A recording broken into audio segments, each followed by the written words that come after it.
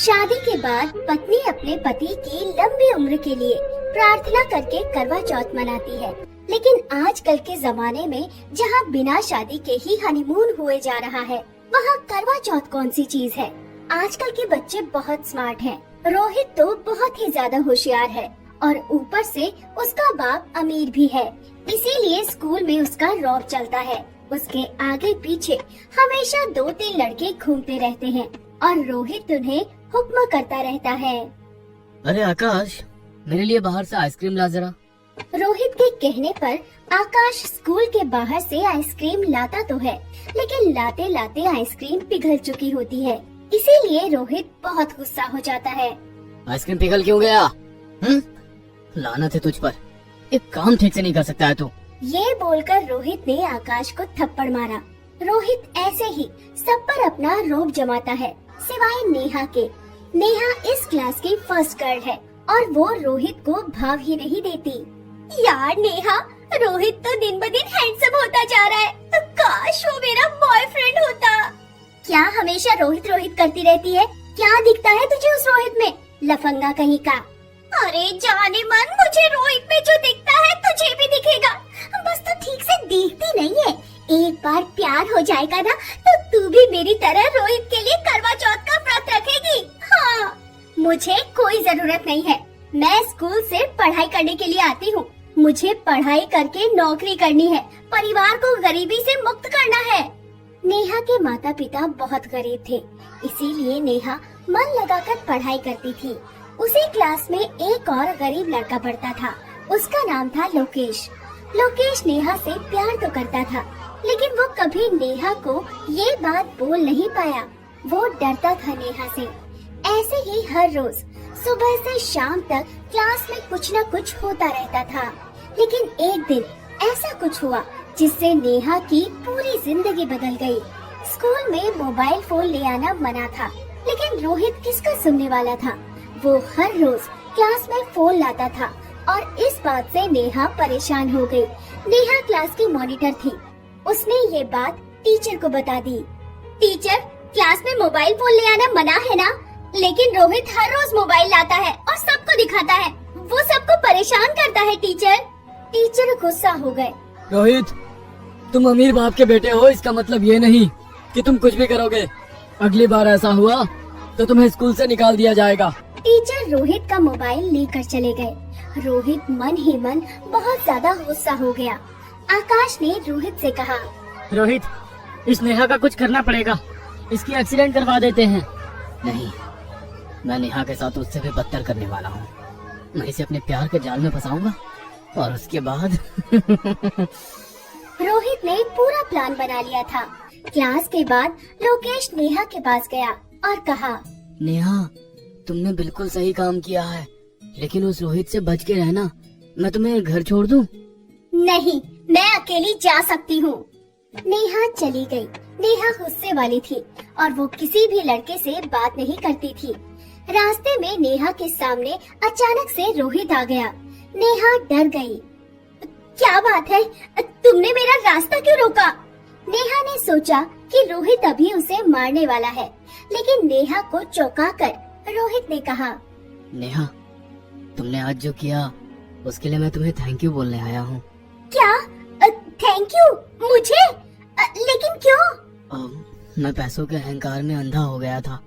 Mobile और games के चक्कर में मेरी पढ़ाई नहीं हो पा रही थी, लेकिन मोबाइल चले जाने के बाद मुझे अभी पढ़ाई करने में अच्छा लग रहा है। Thank you Neha. नेहा खुश हुई और हंसकर कहा, कोई बात नहीं। अब वैसे तुम जितने बुरे दिखते हो उतने बुरे हो नहीं, काफी अच्छे हो। वो तो मैं हूँ। और ऐसे ही नेहा रोहित के जाल में फंस गई। उन दोनों की दोस्ती हो गई और रोहित ने कहा, नेहा, मैं पढ़ाई में तुम्हारी तरह अच्छा नहीं हूँ, मुझे पढ़ने में मदद करोगी? हाँ रोहित, क्यों नहीं। आज शाम को बैठते हैं फिर, लेकिन मेरा घर टूटा फूटा है। कोई बात नहीं, चलिए आओ मेरे घर पे। नेहा शाम को रोहित के घर चली गई और दोनों मिलकर पढ़ाई करने लगे। लोकेश ने ये देखा तो मन ही मन सोचने लगा, हाँ? नेहा रोहित के चक्कर में कैसे पड़ गई? नहीं नहीं, रोहित अच्छा लड़का नहीं है, जरूर कुछ गड़बड़ है। लेकिन धीरे धीरे नेहा रोहित के प्यार में पड़ रही थी। वो एक साथ स्कूल आने लगे थे, एक साथ एक ही डेस्क पर बैठने लगे थे। नेहा की सहेलियां उसे चिढ़ाने लगी थी। क्यों नेहा, मुझे मना करके खुद रोहित के साथ चक्कर चला रही है? क्या बात है, वैसे तुम दोनों एक साथ बहुत अच्छे लगते हो। नेहा को अब ये सब अच्छा लगने लगा था। पढ़ाई में उसका मन नहीं लगता। सभी उससे कहते कि रोहित के साथ उसकी शादी हो जाए तो लाइफ सेट है। नेहा भी रोहित के साथ शादी मनाने की सोच रही थी। तभी एक दिन लोकेश ने नेहा से कहा, नेहा, तुम रोहित के साथ आजकल कुछ ज्यादा ही घूम रही हो। वो लड़का अच्छा नहीं है, तुम उससे दूर रहो।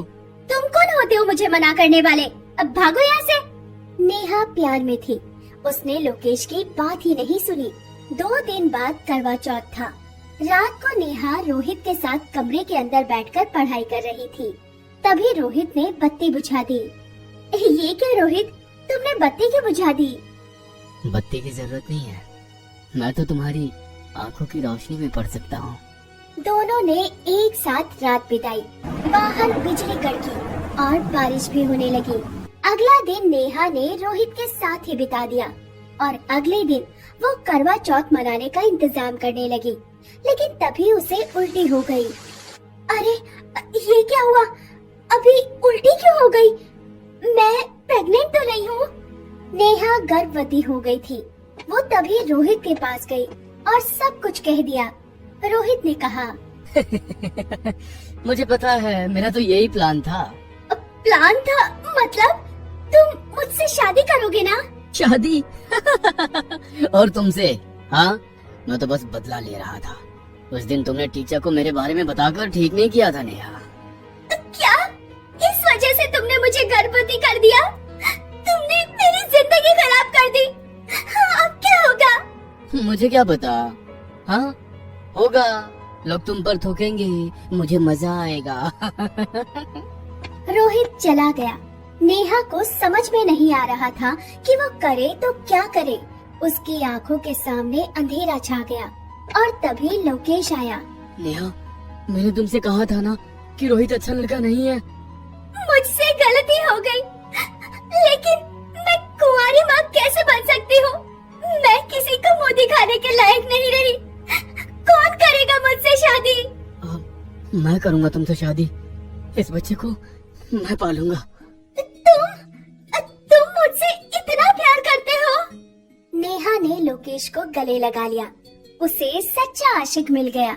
दोनों ने मिलकर पुलिस के पास रोहित के खिलाफ केस कर दिया। पुलिस ने रोहित को गिरफ्तार कर लिया और उसे 30 साल की सजा हो गई।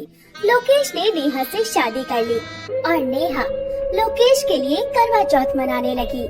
9 महीने बाद नेहा को एक बेटा हुआ और वो सभी खुशी खुशी रहने लगे। 12वीं में पढ़ने वाली संगीता अपनी सहेलियों विंदु और कामिनी के साथ जल्दी जल्दी स्कूल की ओर जा रही थी। यार, पेपर की तैयारी तो पूरी है, फिर भी डर सा लग रहा है। तभी कामिनी ने खिलखिलाते हुए कहा, अरे यार, डर के आगे जीत है। ये बातें कर ही रहे थे कि तभी एक पागल लड़की जिसने स्कूल की यूनिफॉर्म पहन रखी थी, वो उनका रास्ता रोककर खड़ी हो गई और कहने लगी, तैयारी से क्या होगा? हाँ, क्या होगा? नंबर तो नहीं मिलेंगे, तुम लोग फेल हो जाओगी, फेल। ये कहकर वो लड़की जोर जोर से खिलखिलाकर हंसने लगी। संगीता, वृंदा और कामिनी को कुछ समझ नहीं आ रहा था कि ये लड़की है कौन और इसने स्कूल की यूनिफॉर्म क्यों पहन रखी है। फिर उसकी हरकतों से वो सभी समझ गई। अरे यार, ये कोई पागल है। लगता है कि स्कूल की परीक्षा में ये फेल हो गई होगी और उसी का सदमा इसे लगा होगा और ये पागल हो गई। कामिनी की इस बात पर वृंदा और संगीता ने उसे घूर कर देखा और कहा, क्या यार कामिनी, तू तो कुछ भी बोलती है। देख नहीं रही, बेचारी प्रेग्नेंट भी है। अगर परीक्षा में फेल हो गई तो नंबर तो कम आएंगे ही ना, कोई प्रेग्नेंट तो नहीं हो जाएगा। उसकी बातों को सुनकर कामिनी ने कहा, ये सब बातें किसी और दिन डिस्कस कर लेना, क्योंकि 10 मिनट के अंदर हम लोग स्कूल नहीं पहुँचे तो फेल तो बात की बात है, हमें परीक्षा में बैठने भी नहीं दिया जाएगा। संगीता, वृंदा और कामिनी फिर से तेज रफ्तार में स्कूल की ओर बढ़ी, लेकिन वो पागल लड़की फिर से उनके आगे आ गई और अपने हाथ फैलाकर उनके आगे खड़ी हो गई। मत जाओ, मत जाओ, स्कूल मत जाओ। अरे यार, ये पगली भी ना जाने कहां से आ गई है। आज ये हमें लेट करवा कर ही मानेगी। कामिनी ने उस पगली को डांटते हुए अपने आगे से हटाया। ए पगली, हट हट आगे से। तेरे चक्कर में हम रहे तो तेरी जैसी हालत हो जाएगी हमारी भी। चल भाग यहाँ से, नहीं तो एक थप्पड़ पड़ेगा तुझे। ये कहकर कामिनी ने उस पगली को भगाया और पगली वहाँ से भाग तो गई, लेकिन भागते हुए भी वो यही बात कह रही थी। तैयारी की है तो क्या हुआ? नंबर तो मिलेंगे ही नहीं, फेल हो जाएगी, फेल। उसी रात की बात है, संगीता अपने बिस्तर पर सोने की कोशिश कर रही थी। कौन थी वो पगली लड़की और वो क्यों ये बोल रही थी कि तैयारी करने और परीक्षा देने से क्या होगा, नंबर तो मिलेंगे ही नहीं, फेल हो जाओगी, फेल। ये क्यों कह रही थी? संगीता के जहन में कई सवाल चल रहे थे, लेकिन एक भी सवाल का जवाब उसके पास नहीं था। कुछ दिनों के बाद की बात है, संगीता अपनी सहेलियों के साथ एक बार फिर उसी रास्ते से गुजर रही थी, तो उसने देखा कि वो पगली लड़की किसी औरत के साथ बैठी है और वो औरत उसे खाना खिला रही है। माँ, जल्दी से खाना खिलाओ ना, मुझे स्कूल जाने में देर हो जाएगी। तुम्हें पता है ना, आज मेरी परीक्षा है। वो औरत कुछ कहती नहीं, बस खामोशी से उसे खाना खिलाती रही। माँ, स्कूल वाले मुझे स्कूल में घुसने नहीं देते। माँ, आज तुम मेरे साथ स्कूल चलना, ठीक? अगर वो मुझे स्कूल में जाने नहीं देंगे तो तुम्हें परीक्षा कैसे दूंगी? पता है माँ, मैंने पूरी तैयारी कर ली है, मैं इस बार फिर से फर्स्ट आऊंगी, देखे ना तुम। ये कहकर वो पगली लड़की अपनी जगह से उठती है और उस औरत से कहती है, माँ सुन, अब मैं ज्यादा नहीं खा पाऊंगी, देख मेरा पेट कितना फूल गया है खा खा कर, अब मैं जा रही हूँ। ये कहकर वो पगली बिना इस बात की परवाह किए कि सड़क पर बहुत ट्रैफिक है, तेज दौड़ लगा लेती है। चंपा, अरे ओ चंपा, चंपा रुक ना, अरे अरे रुक। उस पगली को आवाज देते हुए उसका गला भर जाता है और वो फूट फूट कर रोने लगती है। हमारी फूल सी बच्ची को उस राक्षस ने क्या बना दिया है। कितनी प्यारी बच्ची थी हमारी, पढ़ने लिखने में इतनी तेज, और आज तो इसकी पहचान पगली की हो गई है। वृंदा, संगीता और कामिनी जो इतनी देर से खड़ी उस पगली और उसकी माँ की बातें सुन रही थी, उनकी बातों को सुनकर उनकी आंखों में आंसू आ गए और वो उस औरत के पास गई और कहा, वो लड़की कौन है और आप कौन है उसकी? क्या हुआ है उसके साथ? आप किस राक्षस की बातें कर रही थी? सुनीता के हर प्रश्न को उस औरत ने गौर से सुना, लेकिन वो चुपचाप बैठी रही। तीनों दोस्तों को उस औरत की खामोशी चुभने लगी।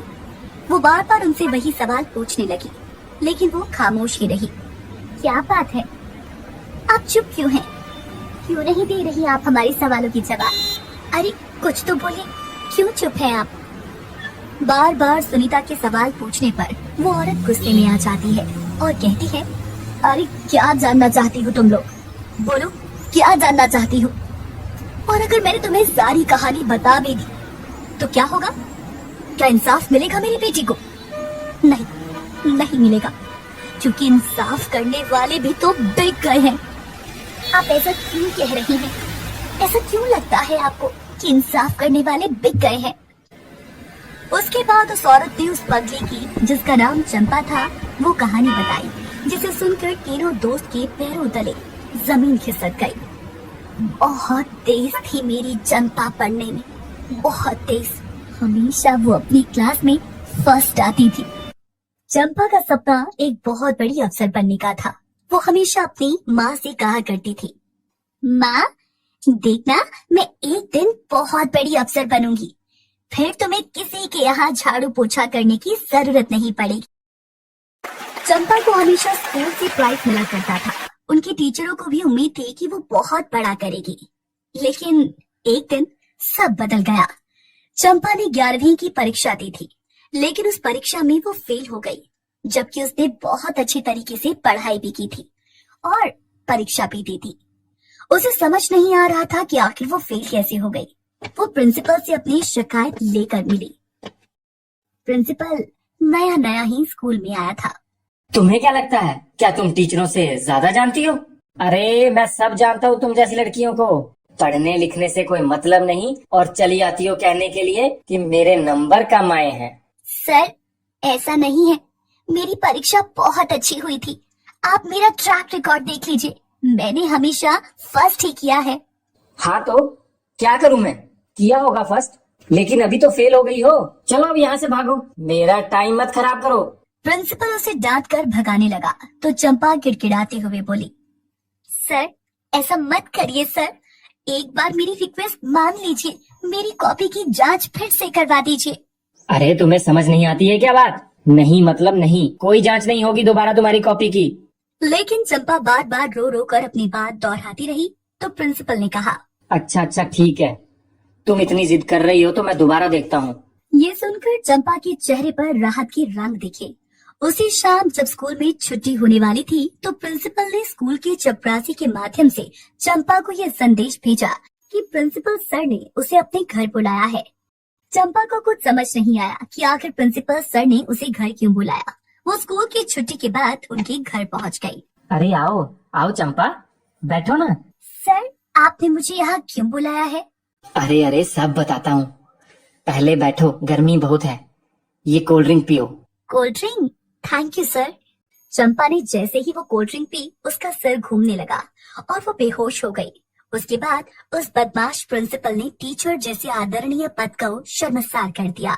चंपा को जब होश आया तो उसका पूरा शरीर टूट रहा था। उसे समझ नहीं आ रहा था कि उसके साथ आखिर क्या हुआ था। वो घर वापस लौट आई। उसने अपनी माँ से कुछ बोला नहीं। अगली शाम फिर से चपरासी के माध्यम से चंपा को प्रिंसिपल ने अपने घर बुलाया। क्या बात है, आज फिर से सर मुझे घर बुला रहे हैं। मैंने उन्हें अपनी कॉपी की दोबारा जांच के लिए बोला, लेकिन उन्होंने तो अभी तक कुछ नहीं किया। बहरहाल चंपा एक बार फिर प्रिंसिपल के घर पहुंची। प्रिंसिपल ने एक बार फिर उसे कोल्ड ड्रिंक पीने दिए, लेकिन उसने कोल्ड ड्रिंक पीने से साफ मना कर दिया। इस पर प्रिंसिपल बिगड़ गया और कहा, तुम्हें अपनी कॉपी दोबारा जांच करवानी है कि नहीं? चलो पी लो ये कोल्ड ड्रिंक। चंपा ने डर के मारे कोल्ड ड्रिंक पी ली और एक बार फिर उसके साथ वही सब हुआ।